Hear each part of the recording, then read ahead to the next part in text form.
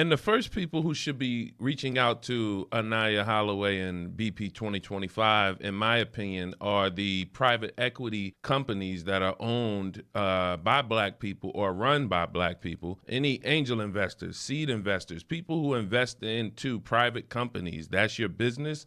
You need to be reaching out to her because she's going to develop in the short term, a list of private Black-owned founded companies that are going to need capital and need capital the right way, the way that you're used to white companies needing capital. There's a meeting, there's a pitch deck, there's an offer made, there's the market is explained to you. It's a real business proposition. That's what we're going to now see, because the things she talked about, launching grocery stores and law firms and hospitals, these things require a founder or a founding team, a plan, a market research, a pitch, and then they're going to pitch to who's going to give them capital.